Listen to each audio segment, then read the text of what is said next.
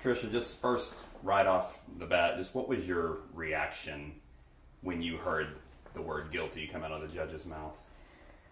Oh, that's tough. You know, I have to say, I had a really bad feeling before the words even came out of his mouth, because as I'm sitting there in the courtroom, I see that a second bailiff comes in and stands to the left of me, and I immediately knew that was bad news. And I remember just kind of trying to whisper into my co-counsel's ear, you know, what's that about? So I know my brain is going, trying to figure that out, and then I hear it, and I guess probably the best word is just absolute devastation and heartache. And I've been a lawyer for 23 years, and I've tried a lot of difficult cases, and I gotta say, this has been the toughest one of my career, and there's so many reasons for that, but probably the main reason is what a responsibility you have when you believe that your client is innocent.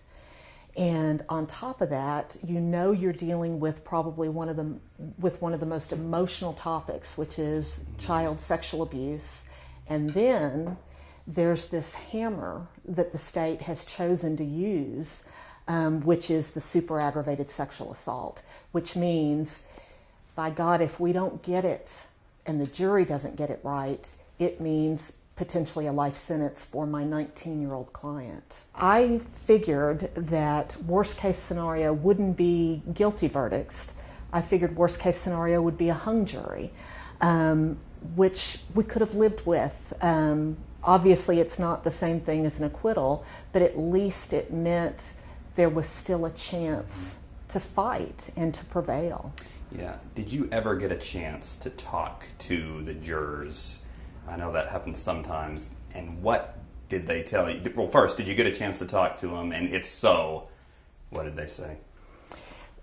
It was interesting. A lot of times a jury will stick around and talk. I think it's probably kind of a psychological need, because it's a very traumatic thing for a jury to go through.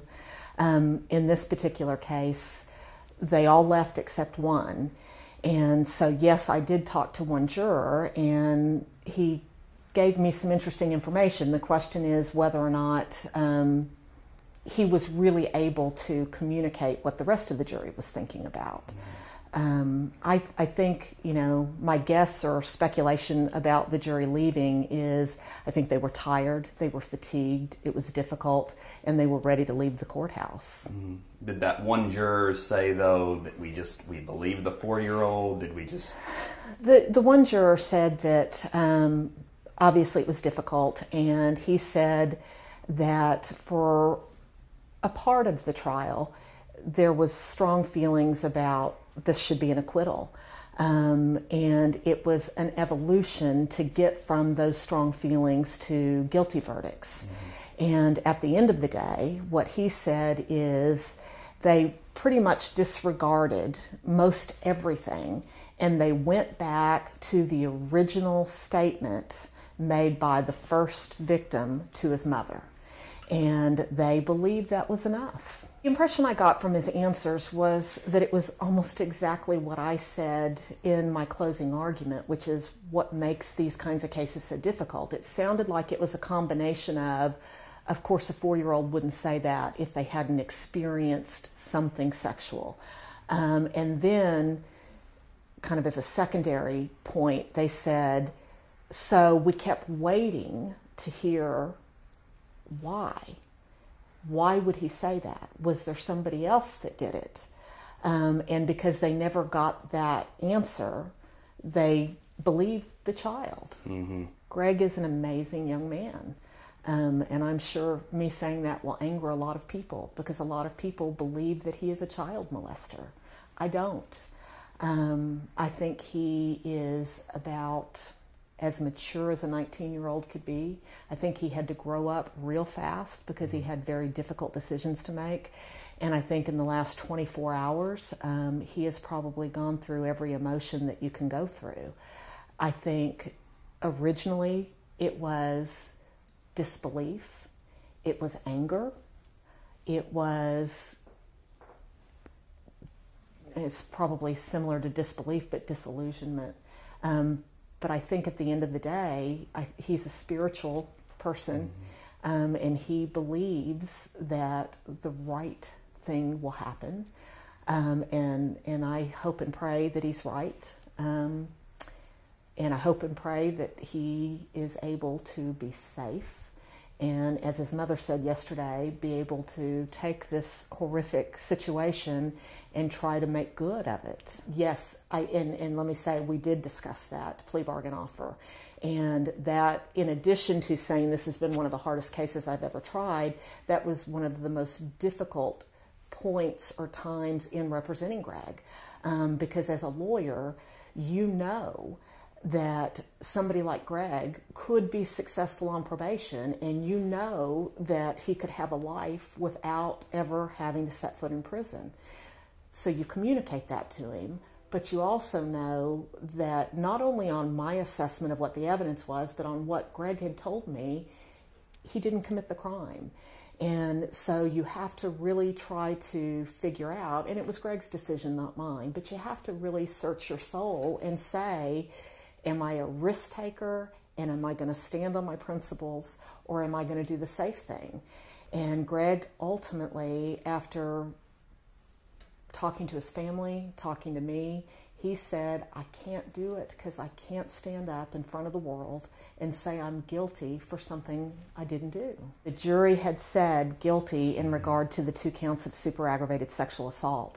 So the only issue remaining was, what would the jury do as far as punishment?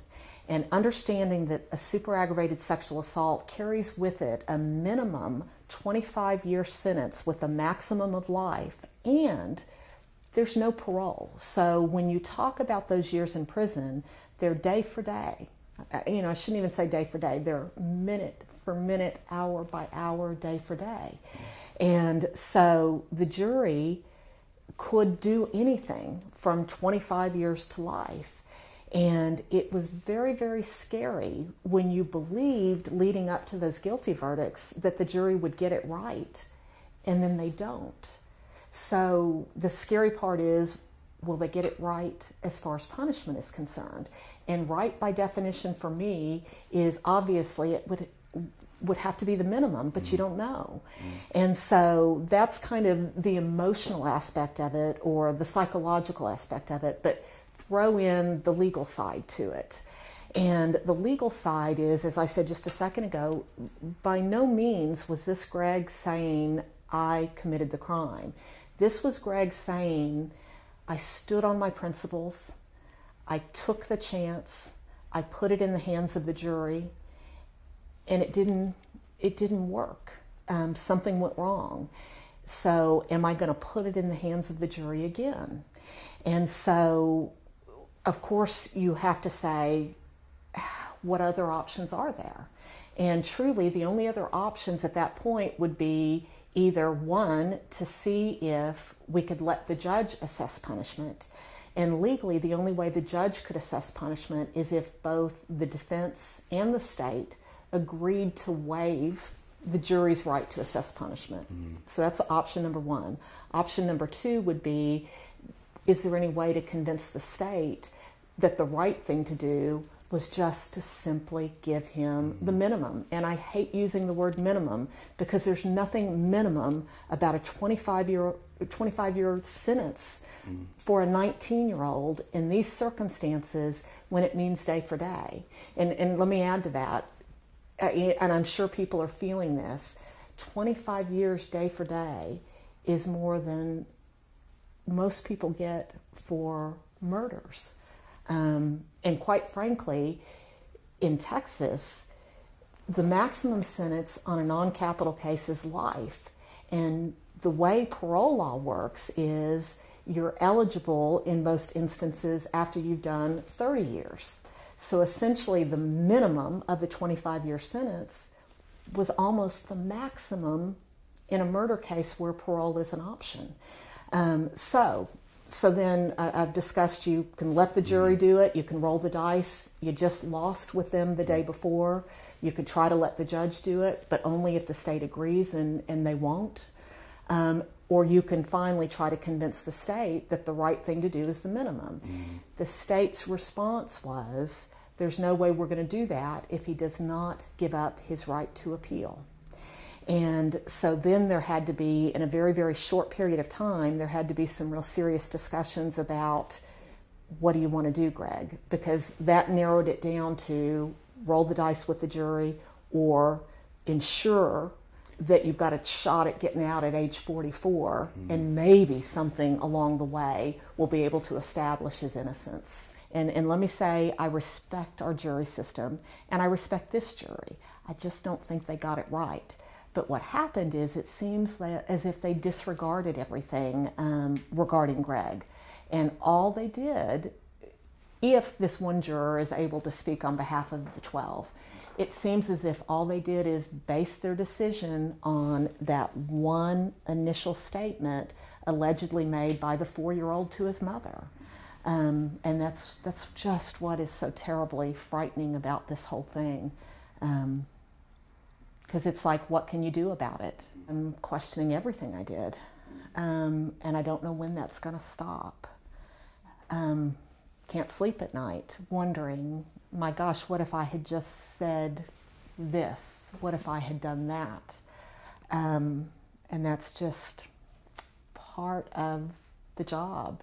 I do know, even though I'll question that forever, I do know that in my heart, I did everything I could. Whether or not I did it right is a different issue. Got a couple of cutaways.